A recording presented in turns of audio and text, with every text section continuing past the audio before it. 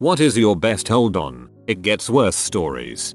Told this before a little while ago. Back in April on my birthday, my family came over for dinner and cake. It was my sister, her husband, my niece, my parents, my brother, his then fiancé, and my GF. So we're having a nice time, eating hoagies, subs for those not from Philly, and my newly 2-year-old niece decided to jump on the couch, while my sister headed over to stop her. My niece slipped and with a loud bang hit her head on the coffee table. My sister yelped and quickly scooped up her daughter. My niece was crying and my sister was trying to calm her. Everything was quiet for a moment, then my sister screamed. She rushed into the kitchen and I looked at my niece's head. There was blood, a lot of blood. We spin into a panic as my sister is hyperventilating. I quickly soak up the blood with a paper towel and notice only a very tiny cut. She didn't even need sticks. My father grabbed some ice and a rag and put pressure on the cut. My brother-in-law took my sister and niece to the hospital as the rest of us cleaned up a bit before heading over.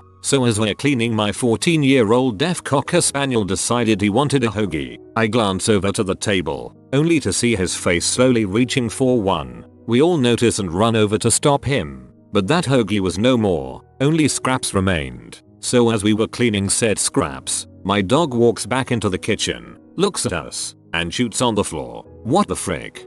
I do remember reading this, and after some of the other stories here I really needed that laugh.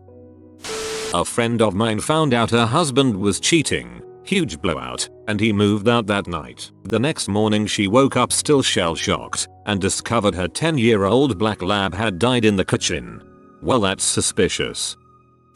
My mum lit a bonfire and left it unattended, which set fire to the grass, which set fire to the garden shed, which set the hedge on fire, which blew up some gas canisters, which set fire to a rat nest, which spewed burning rats all over the yard, which the firefighters chopped in half with axes, which my dad had to clean up. I shouldn't be laughing, but burning rats all over the yard kinda got me. It seems like something in a cartoon. Last freaking April, my dog died. He was only about 7 years old, and an undiagnosed tumor ruptured and he died within a few hours. And then my dad's cancer started growing again. And then my mom was diagnosed with cancer. And then my father-in-law was diagnosed with cancer. All within a few weeks. 25 or so years ago I was working in a restaurant. I was working a double one day and on my break, I called my answering machine to check my messages at home. First message is from my mom. The doctor has just told her she has stage 4 lung cancer. Next message is from my dad. They're divorced and live in different states. The doctor has just told him he has stage 4 lung cancer. So, not only are both my parents dying, but they're doing so at the same time 800 miles apart. That was the day life stopped being fun. Holy fuckballs, that sucks. First job was third shift at a Taco Bell. It was very mismanaged. It was not uncommon to run out of things, especially third shift. One night, ding. Car, I would like a beef supreme burrito. Me, sorry sir, but we are currently out of beef. Car, okay, I will take steak then. Me, and steak. We currently have chicken and beans. Car, really? Me, yes. Car, okay, I will take chicken then. I would also like a large Baja Blast. Me, sigh. We are currently out of Baja Blast. Also, we are out of large cups. Normally I would just give you the XL cups and say nothing, but we are out of those too. Car, really? Wow. What about 2 medium lemonades? Me, this guy is really desperate for Bell man. Okay, no intention of charging for drinks for putting up with crap. Car, and can I have some fire sauce too? Car, what do you have? Me, mild. Car, why are you open? Me, I have no idea. Car, okay, I will take the mild then. That will be all. Me, thank you. Your total is %% total %% pull around. Give food drinks. Drives off. Ding. Car, 2 or many more that night. Can I have beef? Whatever the heck. Me, sigh. Why Are You Open has such amazing comedic timing. I love it. My brother died of a H overdose. Then 2 weeks later, my mom died of cancer.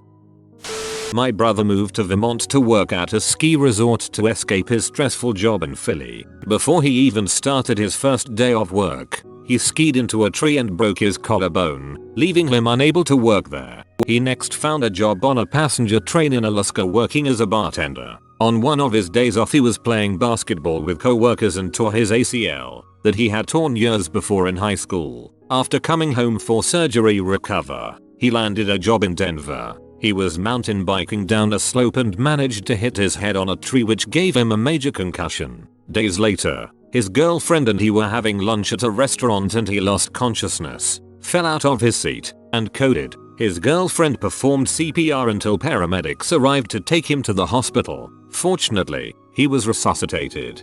Maybe he should find a way to work from home.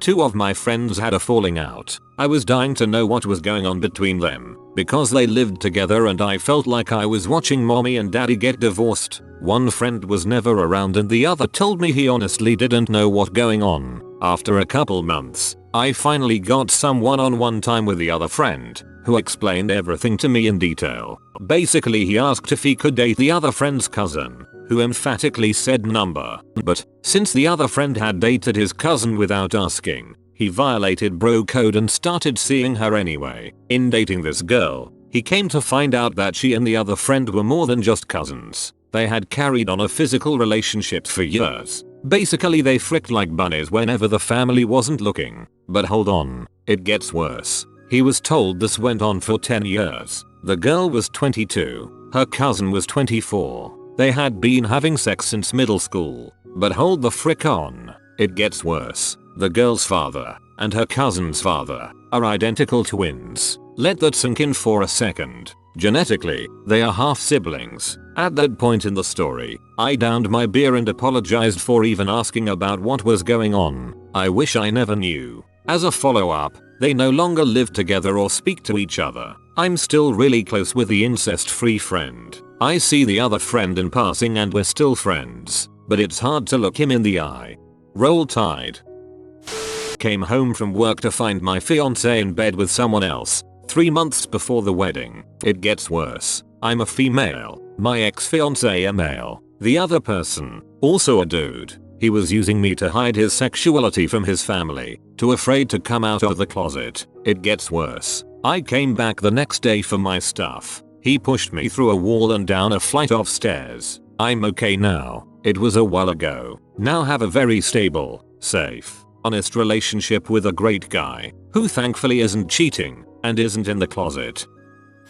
I once got my period at school and forgot to bring tampons with me. I had to text my dad, which was very awkward, to bring me a bunch of tampons at school. He brought them to the office and I picked them up. No sooner had I got back to class, when I realized I had leaked. I could feel it. I asked to go to the bathroom and inspected the damage when I got there. It was like World War II in my pants. Apparently I had gushed a good amount all at once, which meant there was blood clearly visible on my butt and down the leg of my jeans. I couldn't even go back to class like that. They were dark blue jeans, so I figured I could rinse them in the sink and you wouldn't be able to tell they were wet. I was very wrong. While rinsing the jeans got the blood out, they were now completely soaked in the crotch. It looked like I sat on the toilet with my pants on and my whole butt fell in. The bell that ends first hour rang while I was still in the bathroom. I had to act fast, so I just soaked my pants entirely and put them back on.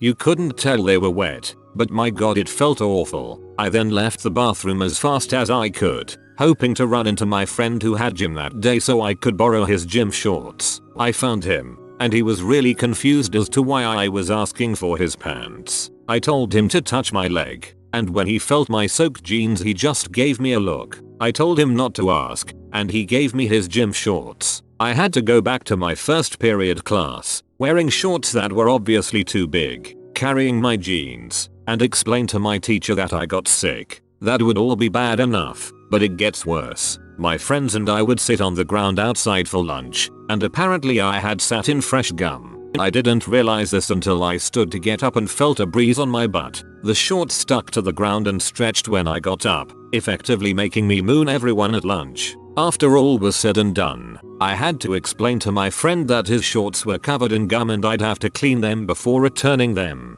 Fun fact, peanut butter really does get gum out of stuff, and it even works on gym shorts. One night comes to mind. I took an hour-long train ride to San Francisco to meet some friends that were visiting. I ended up skating 6 miles in the wrong direction. then fell and skinned the back of my hand. Finally met my friends but could only hang out for a short time because it took me so long to get to them. Then my phone was stolen at the train station. The train was full of rowdy drunk people. Then the train hit someone and we were stopped for 3 hours. A drunk driver almost hit me on my walk home. Then I shot it a couple blocks from home. When I got home I just sat in the shower with a beer. I think your instincts for beer and shower were spot on in that situation. Oh, I have one. My sister was driving one day and we decided to stop for bubble tea and fried chicken. It's a thing. Having just gotten my driver's license and feeling lazy, I suggested a game of rock paper scissors. Loser gets out and buys the bubble tea and fried chicken. I won, so I moved over to the driver's seat and waited. However, I was double parked at an active garage, and as fate would have it, the door started opening. At that moment, I made the fateful decision to drive off and double back. This was before GPS and I was unfamiliar with the roads, so I drove up around 7 blocks and not seeing any easy way to double back, decided that my best course of action was to make a U-turn. At night, on a busy main road. You can see where this is going now. Anyways, I pulled over and waited for an opportunity to make a U-turn. Finally I had an opening and gassed it. Nope. Cue loud screeching noise and sound of metal ripping. Turns out there was a car in my blind spot and I shredded the entire passenger side of the car with my stupid idea.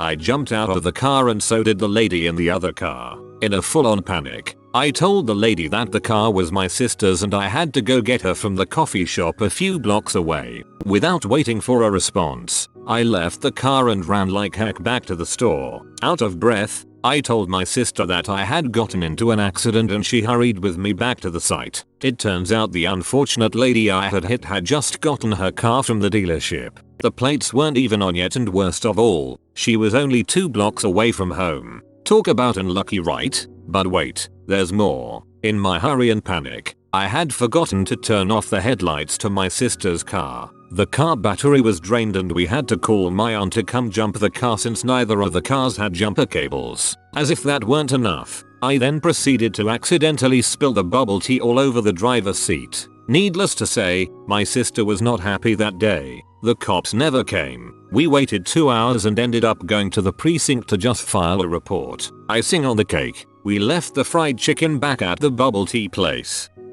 Spilled bubble tea on the seat. No. Left the fried chicken back at the bubble place. New. That night sounded absolutely horrible. I wish I was there to give you a hug.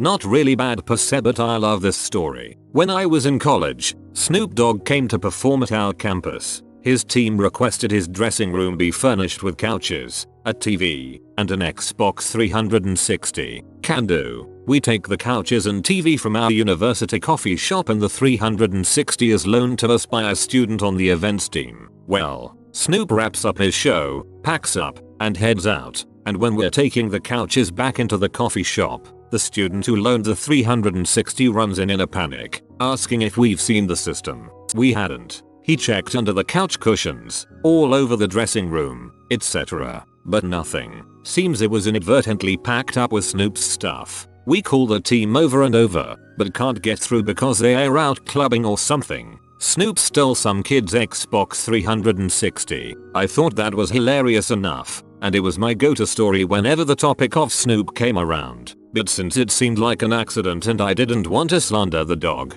I cooled on it after a while. A few years later, I'm in a friend's basement when another friend comes in and says, "Guys, you'd never believe this, but Snoop Dogg played a show at my friend's college, and he stole his PS4. I just about died laughing. Snoop Dogg habitually steals gaming systems from college students." You have been visited by Reverse Psychology Doggo. Please do not comment and do not subscribe to AskReddit. Thank you for your attention. I publish new videos every day. Until then, check another video, or don't. Either way, have a great day you magnificent people.